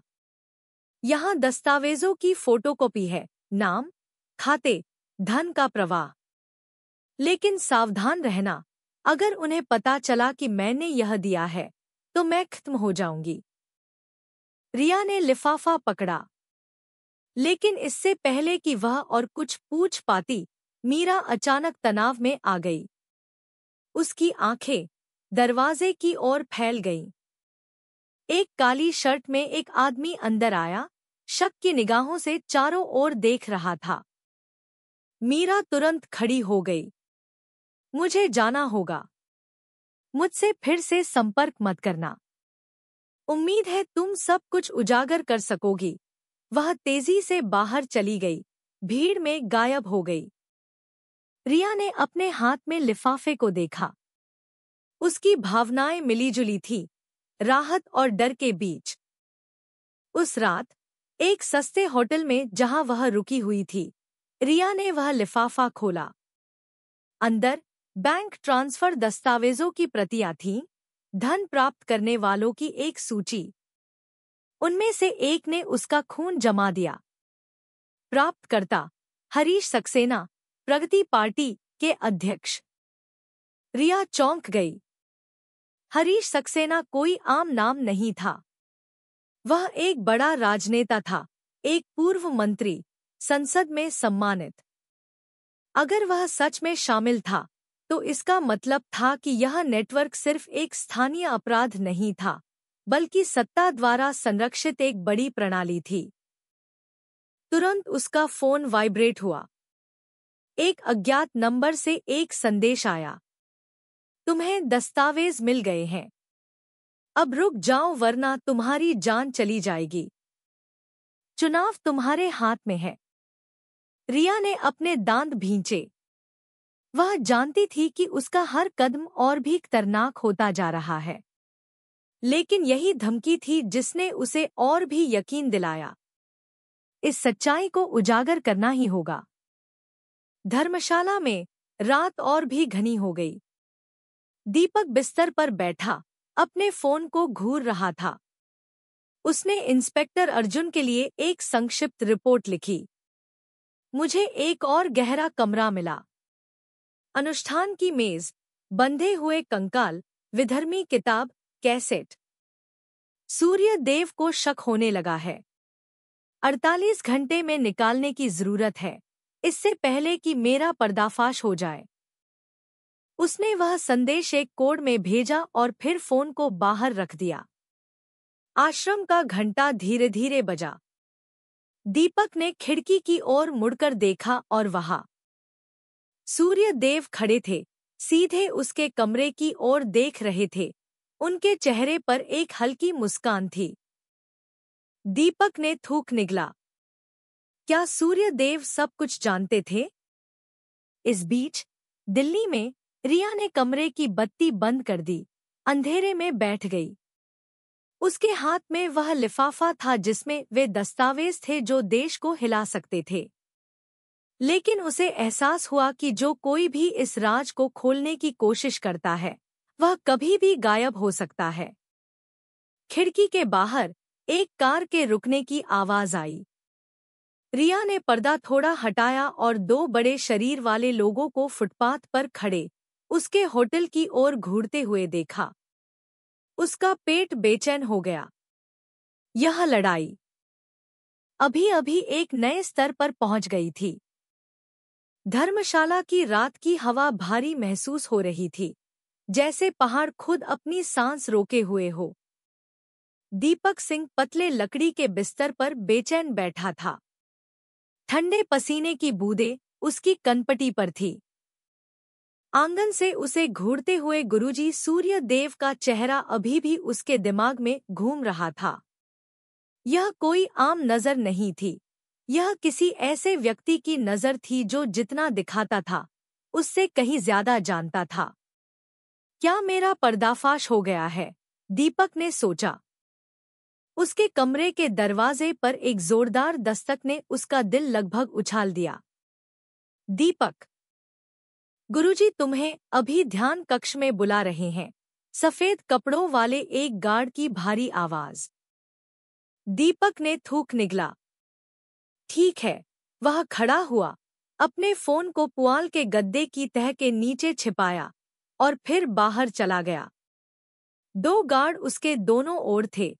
उनके कदम सैनिकों की तरह एक साथ पड़ रहे थे। ध्यान कक्ष में धीमी रोशनी थी, केवल मिट्टी के तेल के दियों से। सूर्य देव कमरे के बीच में बैठे थे, आंखें बंद थी, जैसे प्रार्थना में लीन हों। जैसे ही दीपक अंदर आया, उन्होंने धीरे धीरे अपनी आंखें खोलीं। उनके होठों पर एक हल्की मुस्कान फैल गई। दीपक, उनकी आवाज सपाट थी। तुम यहाँ कुछ दिनों से हो। क्या तुम्हें ज्यादा शांति महसूस हो रही है? दीपक ने सिर झुकाया। हाँ, गुरुजी। मुझे ज्यादा शांति महसूस हो रही है। शांति, सूर्य देव ने दोहराया। उनकी आंखें सिकुड़ गईं। तो फिर मैंने उस रात तुम्हारी परछाई शिव की मूर्ति के पास क्यों देखी? दीपक का खून जम गया। उसने अपनी सांसें नियंत्रित करने की कोशिश की। मैं ठीक से सो नहीं पाया, गुरुजी। मैं सिर्फ प्रार्थना करने के लिए गुजरा था। खामोशी लटक गई। सूर्य देव ने उसे बहुत देर तक घूरा और फिर अचानक धीरे से हंसे। प्रार्थना, या उन रहस्यों की जासूसी करना जो तुम्हें नहीं जानने चाहिए? दीपक ने अपनी नजरें छिपाने की कोशिश करते हुए गहराई से सिर झुकाया। मुझे नहीं पता कि गुरुजी का क्या मतलब है। सूर्य देव खड़े हुए, उनका शरीर सीधा, उनकी आवाज गूंजी। तुम सोचते हो मैं मूर्ख हूं? बहुत से लोग यहाँ शांति की तलाश के बहाने आने की कोशिश करते हैं। वे सब गायब हो गए। और अब तुम असल में कौन हो? उसके पीछे के दो गार्ड तुरंत हिले, दीपक की बाहें पकड़ ली। एड्रेनालाइन फट गया। दीपक जानता था कि वह अब और नाटक नहीं कर सकता। उसने एक गार्ड के पैर पर लात मारी, उसकी बाह को मरोड़ा और फिर उसके शरीर को तेल के दिए की ओर धकेल दिया। छोटी सी आग ने बांस की चटाई पकड़ ली। कमरा तुरंत हंगामे में बदल गया। दूसरा गार्ड उसे पकड़ने की कोशिश कर रहा था, लेकिन दीपक ने अपनी कोहनी से उसके सिर पर वार किया। बिना इंतजार किए वह लकड़ी की खिड़की की ओर कूदा, उसे तोड़कर, और फिर आंगन में कूद गया। आश्रम में चीखें गूंज उठी। उसे पकड़ो! दीपक धुंध में भागा, उसके पैर गीली जमीन पर पड़ रहे थे। वह जानता था कि वह उस रात ज्यादा दूर नहीं भाग सकता। उसका केवल एक ही लक्ष्य था, अपने कमरे में वापस जाना, उन सभी सबूतों के साथ अपना फोन लेना जो उसने रिकॉर्ड किए थे। लेकिन जब वह पहुंचा, तो उसका कमरा अस्तव्यस्त था। पुआल का गद्दा पलटा हुआ था, लकड़ी का तख्ता खुला हुआ था, और उसका फोन गायब था। उसे ढूंढो! सूर्य देव की आवाज दूर से गूंजी। दीपक ने निराशा में लकड़ी की दीवार पर मुक्का मारा। सबसे महत्वपूर्ण सबूत दुश्मन के हाथ लग चुका था। इस बीच दिल्ली में रिया शर्मा होटल के एक आपातकालीन दरवाजे के पीछे अपनी सांसें रोके हुए थी। एक छोटी सी दरार से उसने दो बड़े शरीर वाले लोगों को अभी भी फुटपाथ पर पहरा देते हुए देखा। उसने मीरा द्वारा दिए गए भूरे लिफाफे को कसकर पकड़ा हुआ था। यही एकमात्र चीज थी जो सेवा कल्याण नेटवर्क को बड़े राजनेता तक उजागर कर सकती थी। उसका फोन वाइब्रेट हुआ। एक संदेश आया। सामने के दरवाजे से मत निकलना। वे इंतजार कर रहे हैं। पीछे की पार्किंग में एक सफेद कार है। मुझ पर विश्वास करो, एक अज्ञात नंबर। रिया हिचकिचाई। यह एक जाल हो सकता था, लेकिन अगर वह यहीं रहती, तो वह जरूर पाई जाती। सावधानी से वह आपातकालीन सीढ़ियों से नीचे पार्किंग की ओर गई। सचमुच एक पुरानी सफेद कार इंजन चालू किए हुए इंतजार कर रही थी। ड्राइवर की खिड़की खुली हुई थी, जिसमें एक युवा आदमी का चेहरा दिख रहा था। जल्दी अंदर आओ, मुझे फारूक साहब के एक दोस्त ने भेजा है। रिया ने तीखी नजरों से देखा, उसकी ईमानदारी को पढ़ने की कोशिश की, लेकिन सीढ़ियों से आती कदमों की आवाज ने उसे कोई विकल्प नहीं छोड़ा। वह कार में घुस गई। कार तेजी से होटल से दूर चली गई। पीछे के शीशे से रिया ने दो बड़े शरीर वाले लोगों को पीछा करते हुए दौड़ते हुए देखा, लेकिन बहुत देर हो चुकी थी। तुम कौन हो? रिया ने पूछा, उसकी आवाज सतर्क थी। मेरा नाम बिमल है। मैं एक कार्यकर्ता हूँ। पहले भ्रष्टाचार की जांच में मदद कर चुका हूँ। फारूक साहब ने मुझे आपकी रक्षा करने के लिए कहा है। वे दस्तावेज बहुत कीमती है। रिया ने अपनी गोद में रखे लिफाफे को देखा। अगर ऐसा है तो हमें जल्दी से कोई तरीका ढूंढना होगा ताकि ये दस्तावेज जनता तक पहुंच सकें, इससे पहले कि वे इसे छीन लें। बिमल ने सिर हिलाया। मैं एक स्वतंत्र पत्रकार नेटवर्क को जानता हूं। हम उस रास्ते का इस्तेमाल कर सकते हैं। लेकिन एक लाल बत्ती पर रिया ने बगल के शीशे में कुछ देखा। दो काले हेलमेट पहने लोगों वाली एक बड़ी मोटरबाइक पीछे चिपक गई थी। उनमें से एक का हाथ उसकी जैकेट से कुछ निकाल रहा था। लोहे की एक चमक। बिमल, हथियार, सावधान। कार तुरंत आगे बढ़ी। हॉर्न की आवाजें गूंज उठीं। एक गोली पीछे के शीशे से टकराकर टूट गई। रिया ने कसकर लिफाफा पकड़ते हुए सिर झुका लिया। चाहे कुछ भी हो जाए, ये दस्तावेज खोने नहीं चाहिए। धर्मशाला लौटकर दीपक एक पुराने उपकरण गोदाम में छिपा हुआ था। उसकी सांसें भारी थी, शरीर खरोंचों से भरा हुआ था। एक तख्ते की दरार से उसने गार्डों को मशालों के साथ आंगन में छानबीन करते हुए देखा। उसने सबूत वाला फोन खो दिया था, लेकिन उसके पास अभी भी उसकी याददाश्त और संकल्प था। उसने अपने जूते में छिपा हुआ एक छोटा चाकू निकाला, अंधेरे में तीखी नजरों से देखा। मैं यहाँ नहीं मरूंगा, उसने फुसफुसाया। मुझे बाहर निकलना होगा और मैं पूरी फोर्स लेकर वापस आऊंगा। दूर आश्रम का बड़ा घंटा 3 बार बजा। सूर्य देव की आवाज गहरी और डरावनी गूंजी। एक अजनबी ने इस पवित्र भूमि को अपवित्र कर दिया है। आज रात हम सब कुछ साफ कर देंगे। दीपक ने एक पल के लिए अपनी आंखें बंद की और फिर तैयार हो गया। वह रात उसकी जिंदगी की सबसे लंबी रात होने वाली थी। आश्रम के पीछे का पुराना गोदाम बड़े घंटे की आवाज से कांप रहा था। दीपक सिंह ने अपनी सांस रोक ली। उसके हाथ में छोटा चाकू हल्की हल्की चमक रहा था। बाहर से गार्डों की चीखें गूंज रही थी। उसे ढूंढो, उसे भागने मत देना।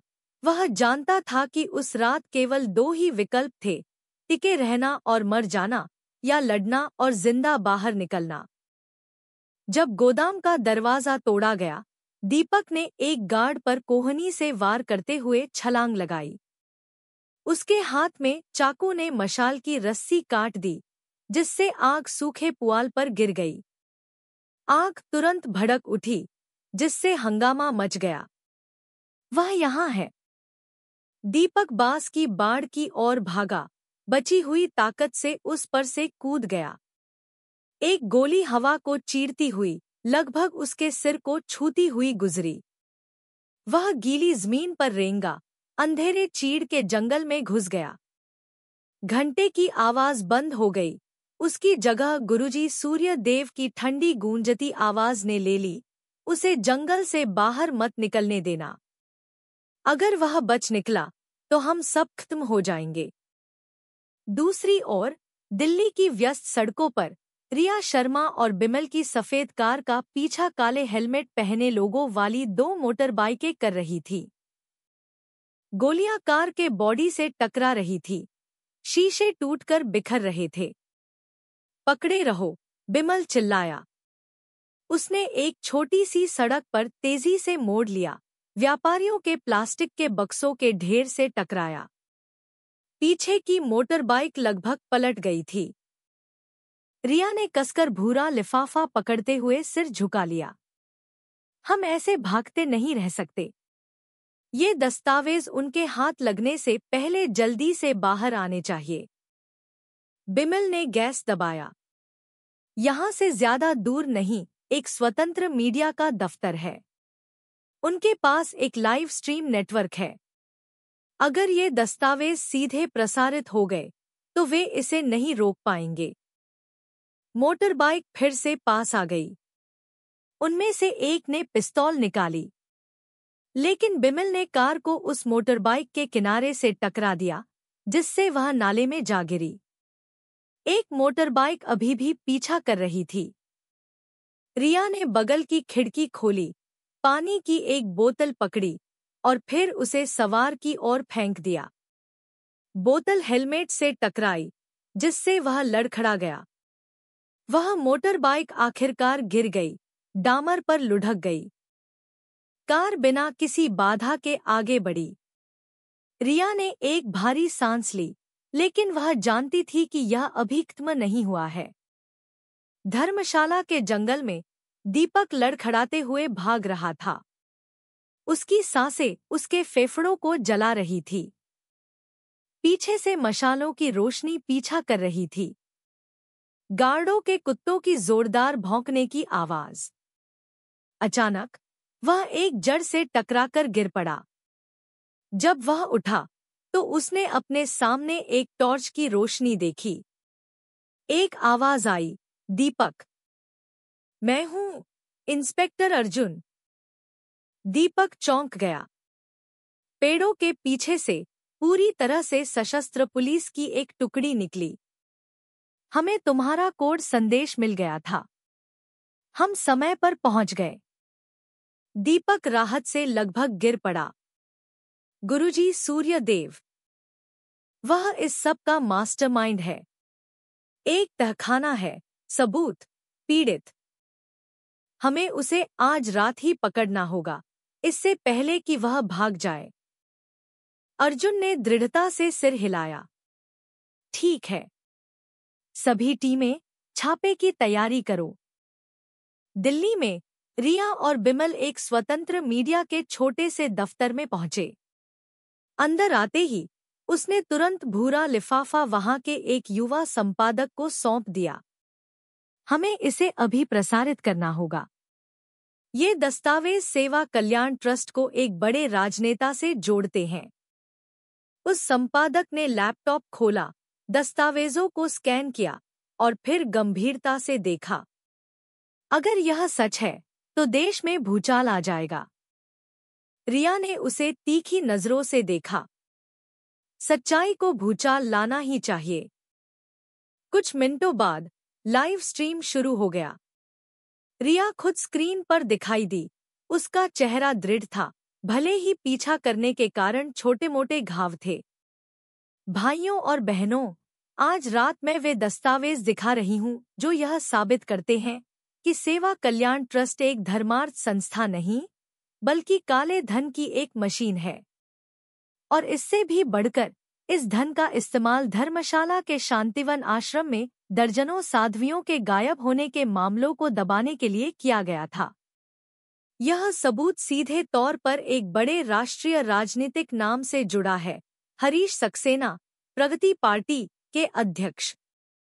मिनटों में वह प्रसारण सोशल मीडिया पर फैल गया। लाखों लोग देखने लगे। टिप्पणियां स्क्रीन पर भर गई। सच्चाई को अब और नहीं दबाया जा सकता था। धर्मशाला में पुलिस की फोर्स आश्रम में घुस गई। हथियारों की आवाज गूंजी। गार्डों की चीखें कुत्तों की आवाज के साथ मिल गईं। दीपक अर्जुन की टीम के साथ मुख्य हॉल में घुसा, शिव की मूर्ति की ओर हथियार ताने। लकड़ी का पैनल खोला गया, जिससे गुप्त गलियारा दिखाई दिया। नीचे अर्जुन ने आदेश दिया, वे तहखाने में घुसे। सड़ी हुई और नम गंध ने उनका स्वागत किया। टॉर्च ने पत्थर की मेज पर खून के धब्बों, बंधे हुए कंकालों, विधर्मी किताब और कैसेटों से भरी अलमारी को रोशन किया। वही है, दीपक ने फुसफुसाया। वह सबूत जो हम इतने समय से ढूंढ रहे थे। अचानक गलियारे के कोने से कदमों की आहट सुनाई दी। गुरुजी सूर्यदेव सामने आए। उनका चेहरा अभी भी शांत था। तुम सोचते हो तुम सच्चाई को रोक सकते हो? यह सब शुद्धि का एक हिस्सा है। जो मरे हैं वे मुक्त हो चुके हैं। अर्जुन ने पिस्तौल सूर्यदेव की ओर तानी। कृष्ण वर्मा, तुम्हें पूर्व नियोजित हत्या और दर्जनों जाने लेने के आरोप में गिरफ्तार किया जाता है। सूर्यदेव केवल मुस्कुराए। मैं मौत से नहीं डरता, क्योंकि मौत केवल एक दरवाजा है। एक गार्ड ने हमला करने की कोशिश की, लेकिन टीम ने उसे तुरंत काबू कर लिया। सूर्यदेव को आखिरकार हथकड़ी लगा दी गई। उनके चेहरे पर अभी भी एक ठंडी मुस्कान थी। कुछ दिनों बाद शांतिवन आश्रम पर छापे की खबर ने पूरे मीडिया को भर दिया। अनुष्ठान की रिकॉर्डिंग, वित्तीय दस्तावेज और पीड़ित परिवारों की गवाही अकाट्य सबूत बन गए। राजेंद्र प्रताप सिंह को गिरफ्तार कर लिया गया। उसका चेहरा टीवी पर दिखाया गया। हरीश सक्सेना का बड़ा नाम हिल गया। उसकी पार्टी बिखर गई। देश कांप गया। जनता गुस्से में थी। रिया शर्मा साहसी पत्रकारिता का प्रतीक बन गई। दीपक सिंह को एक घुसपैठिए नायक के रूप में सराहा गया। और साध्वियों के परिवारों को आखिरकार अपने गायब हुए बच्चों के बारे में सच्चाई का पता चला। धर्मशाला में वह आश्रम अब सुनसान था। पुलिस की पट्टी अभी भी लगी हुई थी। पीछे के आंगन में निवासियों ने याद के तौर पर 17 सफेद चंपा के पेड़ लगाए। दीपक वहां रिया के साथ खड़ा था, जो आखिरी बार रिपोर्टिंग करने आई थी। क्या हम जीत गए? रिया ने धीरे से पूछा। दीपक ने एक सांस ली। हम उन लोगों के लिए जीते हैं जो अब नहीं हैं। लेकिन बुराई के खिलाफ लड़ाई कभी भी पूरी तरह से खत्म नहीं होती। रिया ने उन पेड़ों को देखा। उनके फूल सफेद खिल रहे थे। उनकी कोमल खुशबू पहाड़ी हवा के साथ मिली हुई थी।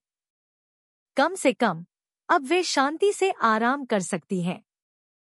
वे दोनों खामोशी में खड़े रहे, हवा को अपनी बिना आवाज की प्रार्थनाएं ले जाने देते हुए।